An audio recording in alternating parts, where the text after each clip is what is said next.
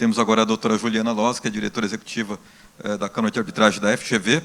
Doutora Juliana, aproveitando aqui para, dado que já foi exposto aqui pelos painelistas que antecederam a sua fala, e aqui até fazendo referência ao doutor Juan, ele comentou sobre a possibilidade de ausência de fundamentação, né, e motivação na decisão arbitral, algo que para a cultura brasileira é muito arraigada, né, tanto nas leis escritas, como também na fundamentação específica e detalhada em todas as decisões. Se você pudesse, a doutora pudesse fazer esse paralelo também sobre a perspectiva de uma Câmara de Arbitragem brasileira, mas indo além disso, também tratando dos desafios e oportunidades das arbitragens no Brasil, considerando também as nossas particularidades. O Dr. Juan falou sobre a arbitragem ad hoc, que é muito utilizada na Inglaterra, que nós utilizamos muito mais das câmaras de arbitragem como um instrumento para viabilizar, né, esses procedimentos. Isso acho que é um ponto importante também. Mas falando de desafios e oportunidades, também seria interessante ouvi-la sobre a flexibilidade dos procedimentos, prazos, que é algo também muito discutido aqui no Brasil, valores e custos de arbitragem, taxa de administração, honorários, para que a gente tenha, então, uma perspectiva agora de uma Câmara de Arbitragem brasileira sobre o tema. Por favor. Obrigada, boa tarde a todos. Antes de tudo, gostaria de agradecer aqui o convite e a companhia dos meus colegas aqui, maravilhosos, deram uma aula, eu acho que tanto da arbitragem inglesa quanto da arbitragem brasileira.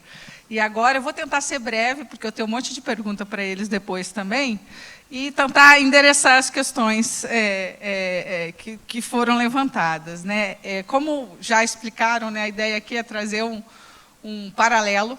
E eu vou mostrar que a arbitragem brasileira é mais barata, eu posso provar, Juan. A hora em pounds, em libras, certamente é muito mais cara do que em reais, e isso tem sido um atrativo, né?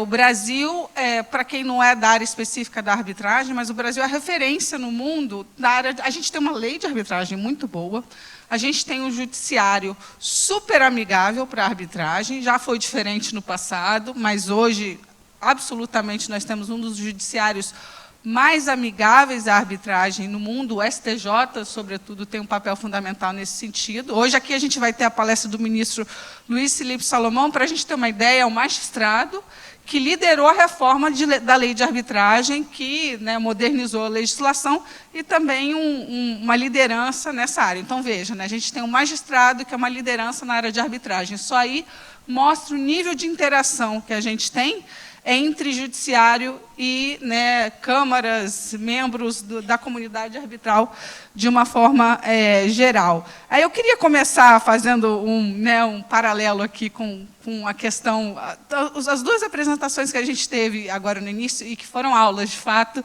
nem sempre a gente tem essa oportunidade, né? Foram duas aulas. Mas vejam que o Juan ele trouxe o aspecto voltado para decisão, efetividade, resultado, o tempo da arbitragem em Londres, a especialização dos profissionais, o histórico e a tradição daquele país e daquela comunidade marítima e arbitral nesse sentido. E aí, logo depois, a gente tem o Godofredo, que traz as nossas questões, algumas das nossas questões tão relevantes que são discutidas dentro do judiciário sobre arbitragem. Isso mostra para a gente já de cara uma distinção óbvia, mas assim, hoje ficou mais óbvio, ainda foi até sem querer, eu acho, da cultura jurídica. E eu não estou nem falando de cultura anglo-saxã e a nossa cultura de civil law, não é isso não, é a cultura do processo.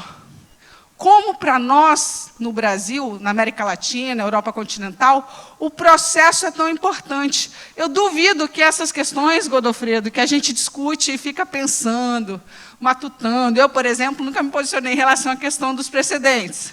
Duvido que esse tipo de questão chegue a uma corte inglesa. Não chega. Não chega. Por quê? Porque, paralelamente, a gente tem dentro da cultura inglesa, eu acho que isso explica muito a efetividade e o valor que esta cultura traz para nós, que é a confiança nas pessoas. A gente conversava hoje, a gente acabou pegando o mesmo voo, pegou o mesmo caminho, né? Então a gente veio debatendo desde ontem já sobre o assunto, o valor que tem a palavra, o valor que tem a verdade e a confiança nas pessoas, de uma forma geral. Então, isso é muito diferente da nossa cultura. Na nossa cultura, eu vou falar que eu acho que algumas das pessoas que estão aqui viram um documentário que é Vale o que está escrito, não sei se vocês já viram, né? Que explica muito da nossa cultura. Está falando do jogo do bicho no Brasil, mas explica um pouco também da nossa cultura. E essa expressão, vale o que está escrito, ela é muito relevante para culturas que não têm confiança. Justamente o oposto disso que a gente está falando em Londres. E que tem essa necessidade de detalhar o processo de tomada de decisão, seja onde for, dentro das organizações, e também na resolução de conflitos, para quê? Para evitar desvios éticos. Então, a gente muda completamente de cultura, e eu estou fazendo essa introdução rapidamente, mas porque isso faz toda a diferença. Faz toda a diferença. É muito difícil comparar, por exemplo, a cultura arbitral inglesa com a brasileira, e as duas são muito, muito boas. Só que são completamente diferentes. E aí um ponto que eu queria inicialmente já tratar também é essa distinção. O Juan explicou, por exemplo, que lá na Inglaterra, e principalmente na área marítima, existe muita arbitragem ad hoc. E aqui eu queria perguntar se alguém aqui já participou de alguma arbitragem ad hoc no Brasil. Uma das poucas, então, acho que foi na década de quê? Porque eu conheço essa aí. Está vendo como a gente conhece? Então, são pouquíssimos os casos, para não contar numa mão, até menos, meia mão, de casos de arbitragem ad hoc na história do Brasil. E as que eu conheço foram anteriores à nossa legislação atual. Então, é um animal que está previsto, a gente pode ter uma arbitragem ad hoc. Eu já até vi com previsão em contrato, mas, de fato, ver uma arbitragem ad hoc é algo muito raro. O que é uma arbitragem ad hoc? Para quem não é da área, eu sei que a maioria aqui entende, mas é uma arbitragem que não tem uma instituição secretariando, que não tem um cartório, um secretariado que vai ajudar a organizar aquele procedimento. O papel da Câmara, da instituição, e por isso o contrário, a arbitragem institucional, é secretariar, é apoiar, é ser, de alguma forma, aquele ente ilusório que está ali para quê? Receber aquele e-mail que em Londres você manda para outra parte avisando que você está iniciando a arbitragem. Aqui você não faz isso. Você manda para quem? Para a Câmara, para a instituição, para esse terceiro, de alguma forma, que já existe nesse contexto arbitral. E isso, para nós, no Brasil, é muito importante. O peso institucional, o peso de dizer que bateu na porta da FGV e instaurou uma arbitragem lá, é diferente de você mandar um e-mail para outra parte aqui. Por quê? Lembram? O contexto da confiança. O contexto dessa cultura de eu vou resolver com o meu outro colega. O contexto de que, aqui no Brasil, advogado responder solidariamente por honorários não pagos a árbitro, alguém aqui assinaria? Olha, eu já vi isso, não é arbitragem, mas eu já vi uma vez uma colega falar assim, olha, eu garanto que isso vai ser pago pelo cliente. Eu já vi uma vez, eu fiquei com muito medo. No final das contas, deu certo. Eu ouvi dizer que um outro colega fez isso e acabou tendo um prejuízo não de valor, que ele não pagou, mas ele ficou com a honra muito maculada, porque o cliente não pagou. Então, isso no Brasil não é algo muito pensável. Outra coisa, que a gente... Questões que lá talvez não existam tanto, mas que aqui existe muito, que é um gargalo, inclusive, dentro da arbitragem, mas que o papel da instituição nessa condução fundamental é falta de acordo entre as partes para certas decisões. Exemplo, já veio aqui, não conseguiram compor esse tribunal. No Brasil, as instituições, a maior parte dos regulamentos, têm a previsão do quê? Da indicação institucional em caso de não acordo entre as partes. Se eu não tenho uma instituição, o que eu vou ter que fazer? Vou ter que bater na porta do judiciário para que ele possa fazer isso. E, via de regra, se eu tenho a previsão da arbitragem, é porque eu não quero ou prefiro evitar ir ao judiciário naquela jurisdição para resolver qualquer coisa. Então, vejam que assim, a instituição, no nosso contexto, ela faz muita diferença, e é por essa razão que quase todas, mas pelo menos a maioria, das arbitragens do Brasil são institucionais, né? Um outro ponto que eu gostaria de falar, e eu acho que também foi levantado, é que é a questão do tempo, né? Tempo das arbitragens, que é, sem dúvida, um benefício, um atrativo da arbitragem se comparado a um processo judicial. Hoje, a gente tem um aumento do tempo das arbitragens no Brasil, porque a gente tem 2 gargalos. E um deles, e aqui a gente pode aprender muito com o sistema inglês, é o seguinte: produção de prova técnica. No Brasil, como é que acontece? Né? Via de regra, se a gente não combina nada, o padrão é seguir um pouco o que a gente faz no processo judicial. Cada parte tem seu assistente técnico, gasta uma nota, e o tribunal, aí eu estou falando do tribunal arbitral, ou né, o magistrado, o poder judiciário, normalmente indica um perito que vai ser o quê? Um perito que, em teoria, é neutro e imparcial, independente das 2 partes. Ou seja, eu tenho 3 pessoas técnicas atuando. Como é que acontece em Londres, Juan? Não existe perito do juízo.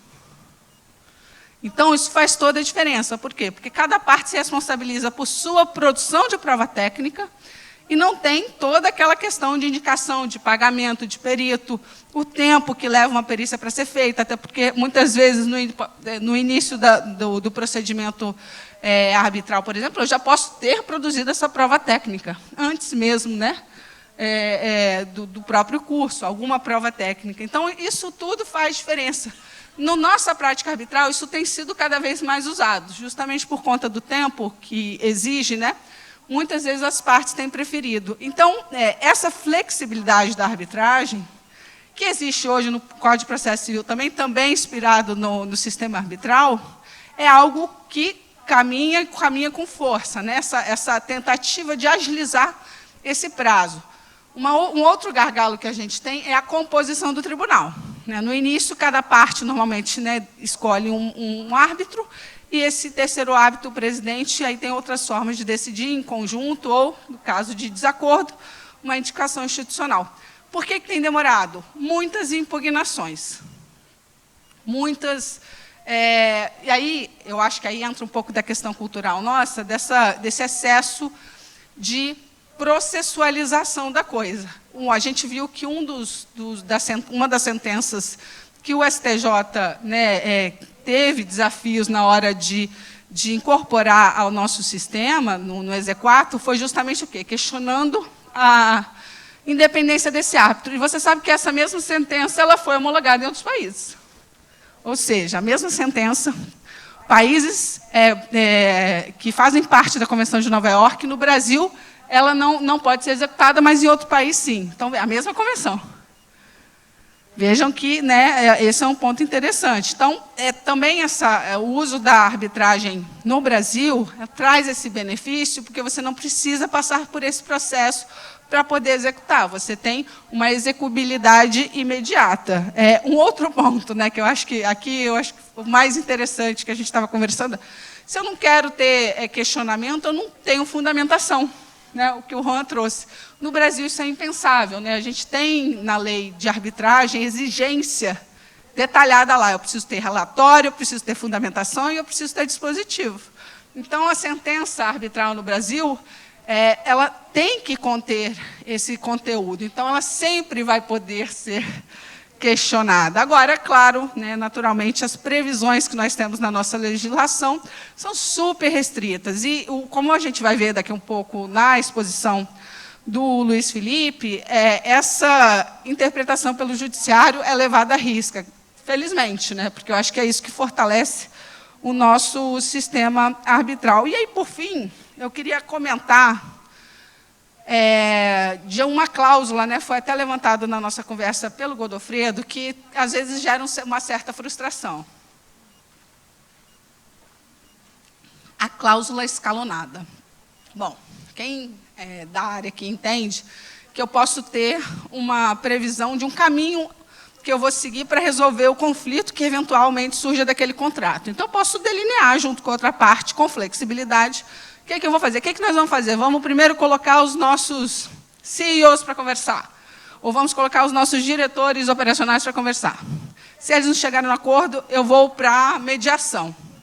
que nada mais é do que uma negociação facilitada por um terceiro. E se a mediação não der certo, eu vou para a arbitragem, ou vou para o processo judicial. Então, é escalonar, colocar um nível, né, de sequência para a resolução daquele conflito. E aí, uma das, né, frustrações que se tem é, quando eu preciso buscar uma decisão, muitas vezes, essa previsão de tentativa amigável prévia, que é cada vez mais comum, mais inserida nos contratos, ela parece uma etapa ou burocrática, difícil de cumprir, ou que, de alguma forma, me parece inefetiva. E me impede, de alguma forma, como se fosse uma condição de procedibilidade da demanda, de iniciar o que, de fato, eu quero fazer, que é buscar, perante o árbitro ou perante o juízo, dizer quem está certo e quem está errado. E aí, assim, uma das questões que a gente discutiu é a redação dessa cláusula é algo fundamental. Então, a minha sugestão é, a maior parte das câmaras aqui no Brasil tem sugestões de cláusulas, inclusive cláusulas escalonadas. Então, quando a gente escolhe uma dessas sugestões, via de regra, a gente tem menos problema, né? Porque, às vezes, o advogado super bem intencionado, ele quer detalhar demais aquele procedimento e acaba dificultando a própria interpretação. E a outra questão em relação a esse ponto é o seguinte, e aí é uma opinião, né, não é uma constatação, e para finalizar. O que acontece se eu não cumprir essa etapa de tentativa de solução amigável? A gente tem essa questão, já foi levada para a interpretação da jurisdição francesa. A gente tem aqui no Brasil uma questão parecida, não exatamente de cláusula escalonada, nessa área arbitral, mas que questiona o não uso da mediação obrigatória no início do processo civil. O que isso implica, né? Se eu não cumprir e fui direto lá na arbitragem, fui direto no processo judicial. É uma opinião, o IBDP, né, fez essa consulta na época até da questão, quando está sendo apreciado no STJ. Minha opinião é o seguinte, que ela não vai implicar nulidade. Ela não vai impedir que você busque. Mas, como magistrado e dono do processo que eu entendo que se tem essa previsão no contrato, o próprio magistrado ou o próprio tribunal arbitral pode determinar que essa cláusula seja suprida ali desde o início do contrato. Então, veio para a arbitragem, tinha uma cláusula de mediação, no início da arbitragem, vão lá tentar a mediação. E o que é tentar uma mediação? É, de fato, tentar sentar, ouvir o que o mediador propõe, explicar o seu caso. Se você não quiser continuar, tchau. É um encontro. Então, também, essa exigência, que às vezes parece um fardo enorme, não é um fardo tão grande assim.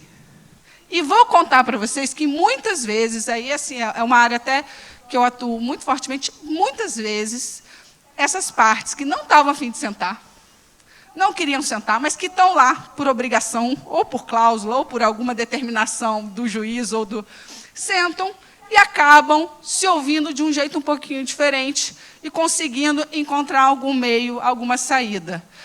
Eu acho que é super interessante, mas continuo achando que não é algo que vai gerar uma nulidade, mas sim uma atuação diferente aí do procedimento no início. Em relação à mediação, para finalizar mesmo agora, a gente tem, foi ratificada esse ano a Convenção de Singapura, no Brasil, que é uma espécie de prima da Convenção de Nova York, que se aplica às sentenças arbitrais, aos acordos celebrados em mediação. Então, também pode ser uma forma, tanto daquelas decisões judiciais ou arbitrais que talvez tenham dificuldade de ser submetidas ao exequatur no Brasil, que sejam obtidas por meio de um acordo, que aí sim eu acho que terá mais facilidade para ser interpretado como um título executivo aqui no Brasil. Queria agradecer uma vez mais e fico aqui aguardando o momento das perguntas.